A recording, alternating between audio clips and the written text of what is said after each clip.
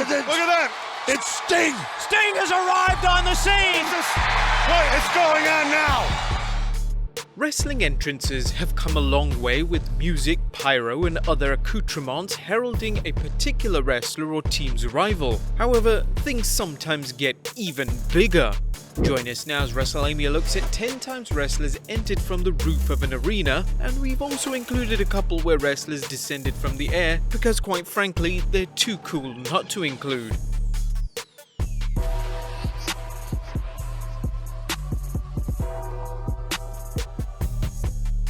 Be sure to subscribe and hit that notification bell for daily wrestling videos. It is a fantastic arrival for Rollins and Ambrose and Reigns. Number 1. Owen Hart at Over the Edge.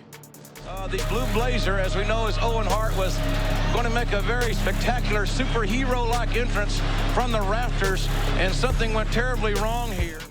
Right, let's get the video started by talking about the elephant in the room, the tragic and needless passing of Owen Hart when he descended from the rafters at the St. Louis Kemper Arena on 23rd May 1999 at the sadly ironically titled Over the Edge pay-per-view.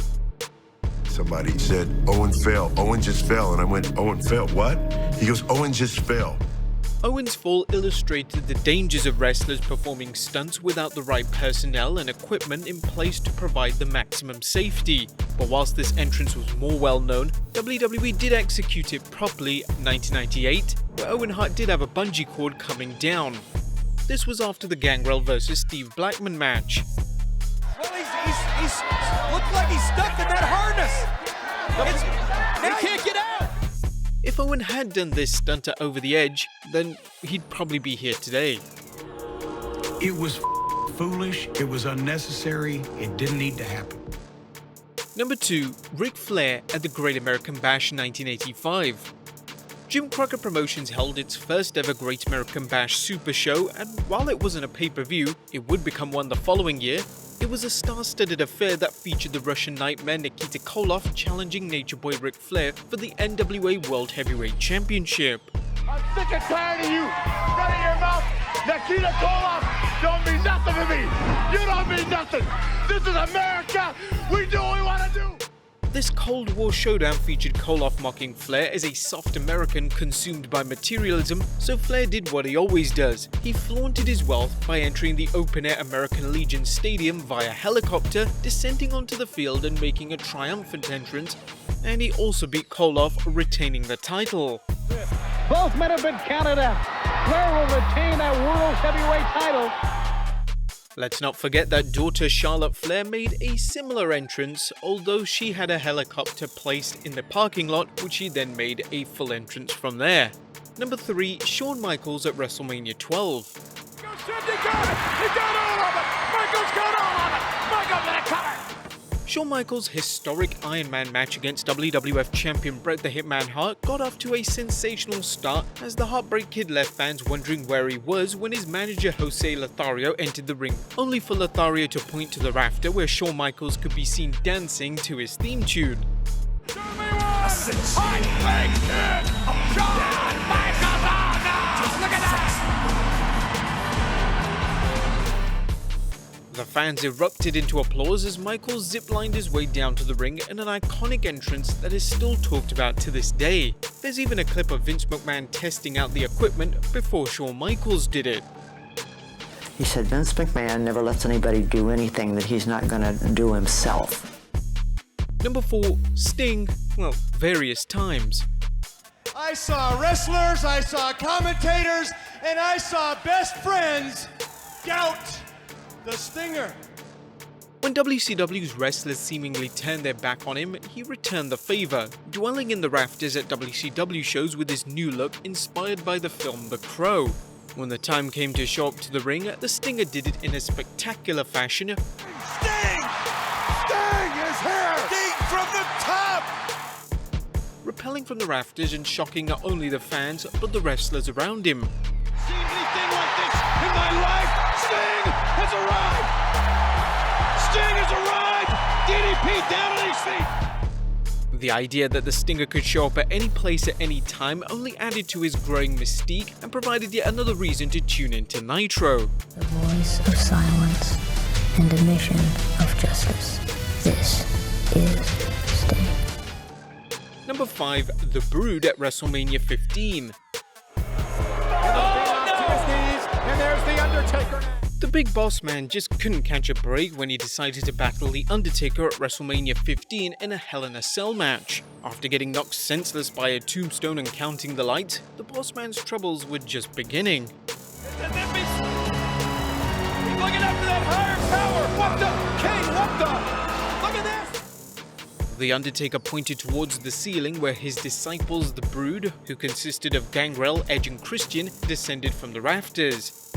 Gangrel, Christian Edge, part of the Undertaker's ministry. They're trying to break their way into the Cell King. The terrible trio then ripped part of the cage roof off, lowering a rope for the Undertaker to hang the Boss Man with as Paul Bearer worked the cage controls, raising it up. The Brood ascended back to the rafters as the Big Boss Man hanged from the cage. The Boss Man's being hung from the cell. The Boss Man's being hung. Number 6, Sting Mannequin on WCW Monday Nitro in '97. When a wrestler adopts a signature catchphrase or hear an entrance, it's inevitable that someone will spoof it. Give it up for the one, the only, the original Sting. Ow! In 1997, the New World Order's Hulk Hogan called out that coward Sting, and as expected, the Stinger descended from the rafters. Here it comes! However, something seemed to go wrong and Sting crashed to the ring floor. WCW announcer Tony Schiavone sold it like the Kennedy assassination, whilst Hulk Hogan and Eric Bischoff feigned shock, asking for medical personnel. That wasn't supposed to happen, Dillinger! Who's rigging that crap up there? We need to get a camera in there to take a look. Somebody get idiots out here! It didn't take long to realize that this was a mannequin and a joke by the NWO.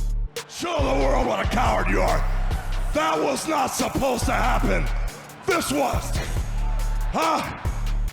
Now this happened before Owen Hart's fall, so please don't complain about WCW being in bad taste. Number 7, Sting repels from a helicopter on Nitro in 1998. Once professional wrestlers began incorporating spectacular entrances like some of the ones mentioned here, it's inevitable that they try to top the previous ones. I've never seen anything like this in my life! A drop kick from the ceiling! With that in mind, is it any surprise Sting decided to outdo his entrance from the rafters with an entrance from a helicopter? During the 16th March 1998 Nitro, WCW held an outdoor show where Sting made an incredible entrance, descending into the ring from a helicopter. Never seen anything like this in my life! Oh my goodness! Comes the world champion! As spectacular as the entrance was, Eric Bischoff selling for the helicopter like it was a Category 4 hurricane was hilarious. Number 8, The Undertaker at the 1996 Survivor Series. Oh God! The dead has risen! The Undertaker's supernatural powers make it almost mandatory that he be included on the list. In 1996, The Undertaker was in the midst of his epic war against mankind, so it only made sense for him to make an awe-inspiring entrance and perhaps remind his opponent he was facing no ordinary man. He is the phenom of the World Wrestling Federation, ladies and gentlemen! The Undertaker's music played and fans looked up to see The Undertaker descending like a bat. There was also the time in 1994 where he descended up to the rafters after exploding into a casket.